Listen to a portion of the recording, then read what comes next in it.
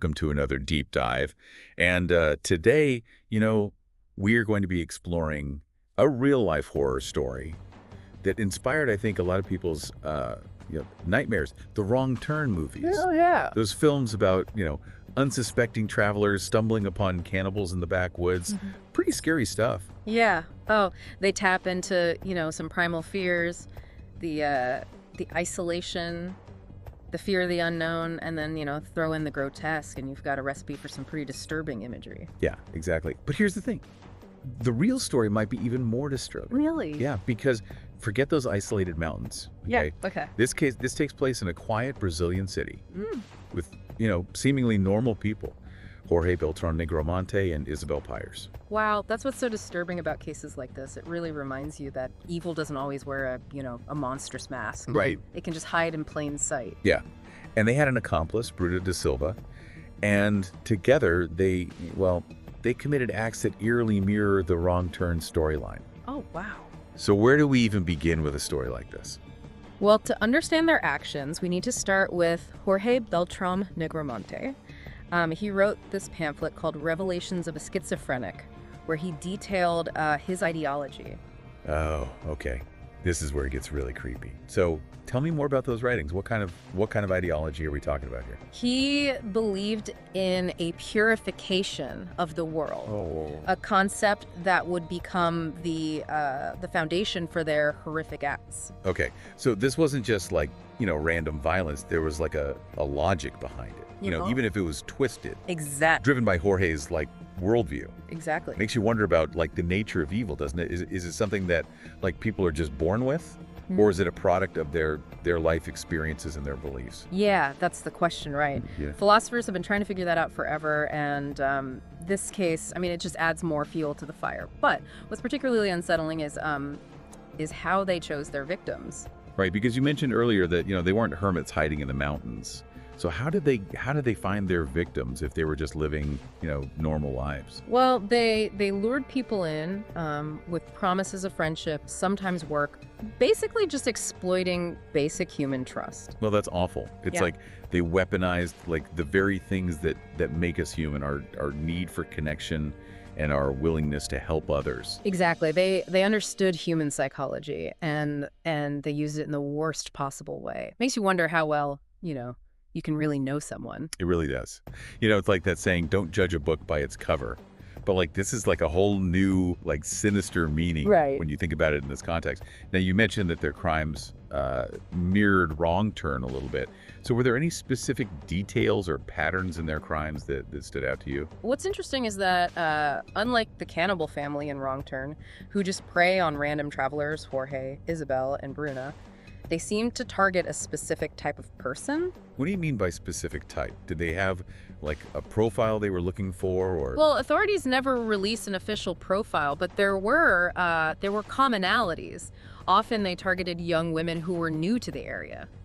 Maybe because they thought that they were more vulnerable or, easier to manipulate. So that adds a chilling layer of premeditation to it. Yeah. It wasn't just satisfying some primal urge, They were carefully selecting their victims. Yeah, and that level of planning and control is often a hallmark of people who outwardly appear very normal, but who harbor, those dark secrets. So you said they were caught in 2012. What led to their capture? Was it a tip, or did police stumble on something? It was actually a routine police check. The officers noticed something suspicious at their house and decided to investigate a bit further. Okay, so no dramatic chase through the woods then. No, not quite. Right. But what they found inside was far more disturbing than any Hollywood fiction. Okay, this is where it gets interesting. What did they find? The police made a series of, really gruesome discoveries that confirmed everyone's worst suspicions. The details are pretty disturbing, but to put it lightly, it was like a scene straight out of a horror movie. It's just mind-blowing that all of this was happening right under everyone's noses, in a normal neighborhood. And that's what makes it so compelling, right? This case just challenges all of our assumptions about where evil lives and what it looks like. Yeah. It's a reminder that the line between reality and horror can be very thin. So we have these seemingly ordinary people living seemingly ordinary lives, but with a truly monstrous secret. Right. And it's all tied to this twisted ideology that attempts to justify the unthinkable. And this is already heavy stuff. It is, and we've only just scratched the surface. Yeah. In part 2, we're going to delve a little bit deeper into Jorge's ideology, and I'll try to shed some light on the psychology behind it all. Sounds good. So before the break, we were talking about the case of Jorge Beltrán Negromonte, Isabel Pires, and Bruna da Silva, those 3 from Brazil. And we were discussing, how disturbing his ideology was that was detailed in Revelations of a Schizophrenic. I'm really curious to learn more about that. Can you tell us about, his writings and how they connect to the crimes? Yeah. Jorge's pamphlet, it's really a rambling, often incoherent manifesto that outlines his belief in a purification through sacrifice of certain women. Oh, wow. Women that he deemed impure. He saw himself as like a chosen instrument, tasked with cleansing the world.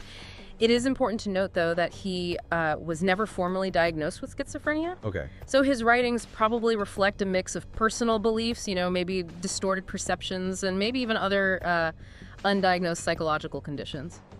So his writing wasn't necessarily a symptom of schizophrenia, but more like a window into his own beliefs. Exactly. We have to separate the diagnosis from the actual content of his writings. Right. However, they do reveal this really disturbed worldview and a complete lack of empathy for his victims. Yeah. He dehumanized them. It's terrifying to think that someone could hold those beliefs and then act on them. Yeah. Are there any red flags maybe in his writing that could have alerted people to his tendencies? That's a good question. We can't diagnose from afar, but there are certain, themes that pop up that could indicate a potential for violence, extreme grandiosity, a belief that you're chosen for a special mission, and dehumanizing language toward others. Okay. Those are all big red flags. And those could apply to anyone. Exactly. I mean, always pay attention to people's words and actions. Right. If someone is, constantly expressing, extreme views, or if they're dehumanizing other people, or if they're just lacking empathy, just be careful. Proceed with caution. Yeah. You mentioned earlier there might be some other, psychological conditions at play here. Without diagnosing, could you elaborate on what some of those might be, how they could have contributed to these behaviors? Well, it's impossible to say for sure without a proper evaluation, right? Sure. But there are conditions like antisocial personality disorder, Right. which is characterized by a disregard for social norms and the rights of others, or narcissistic personality disorder, marked by a huge sense of self-importance and a lack of empathy. And those could potentially manifest in ways that are similar to Jorge's behavior in his writing. So these potential conditions combined with his self-created ideology created like a perfect storm that led him down this path. Yeah, it's this complex mix of factors. It's never one thing, Right. cause and effect. But understanding the psychology, it can really help us to grasp just how complex these cases are. Yeah. You mentioned earlier that their victims often shared some characteristics.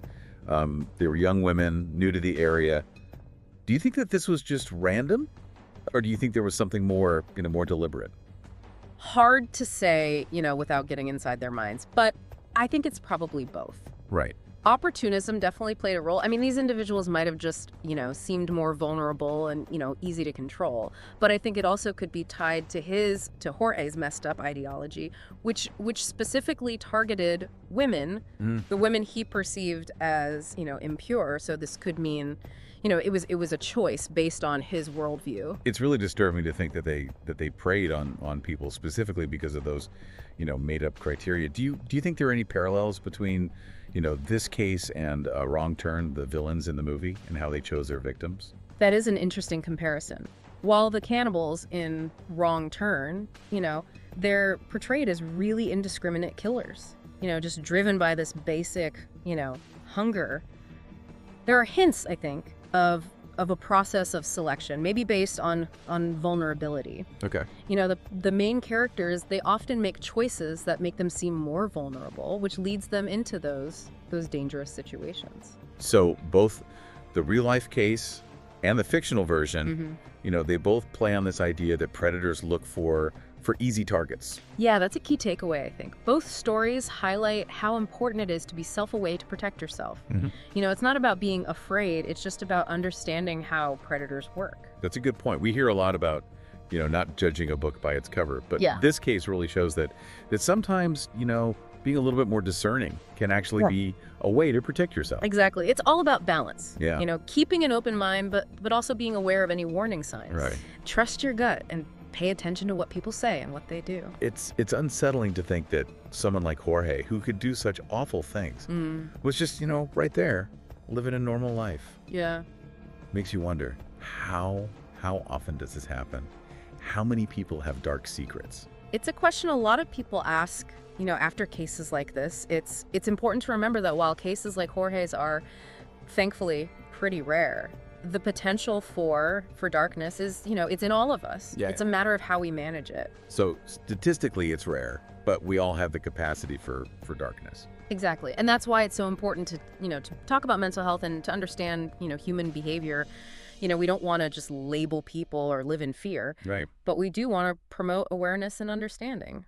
This is heavy stuff, but it's so important to talk about. We've talked a lot about Jorge's, awful ideology and what might have, led to his actions. But there's still one thing that really bothers me. And that's just how normal their life seemed compared to the horrifying things they were doing. Yeah. Let's dig into that.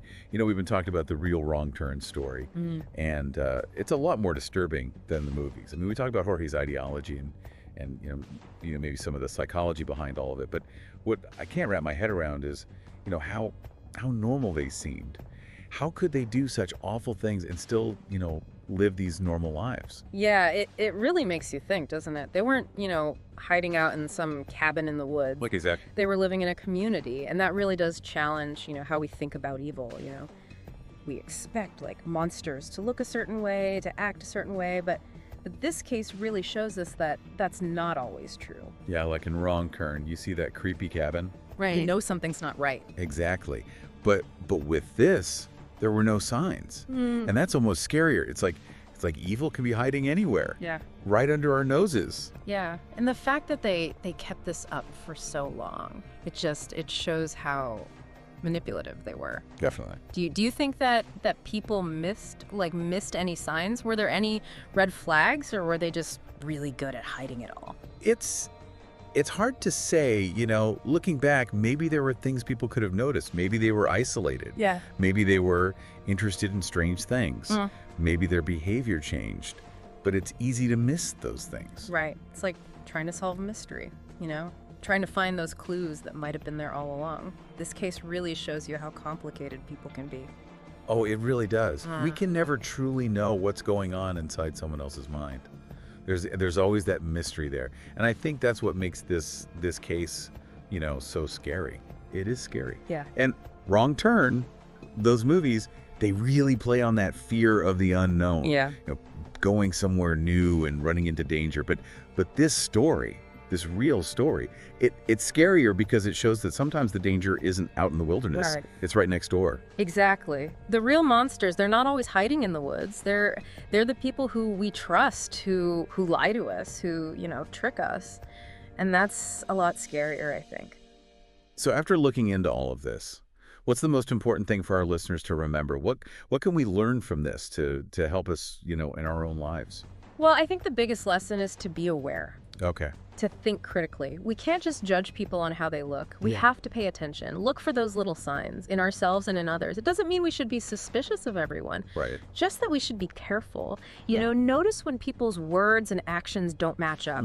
Be careful around people who try to control you or isolate you. And trust your gut feeling. That's good advice. It's not about being scared. It's about, being smart, being informed, being aware. Exactly. Knowledge is power, and the more we understand about how people work, the better decisions we can make. This deep dive into the real Wrong Turn story has been pretty intense. We've talked about some disturbing stuff. It has. The psychology of evil and just how close reality and horror can be. It really makes you think about how we see the world. It does. Well, thanks for joining us on this exploration. And remember, keep asking questions, keep learning, and most importantly, stay curious.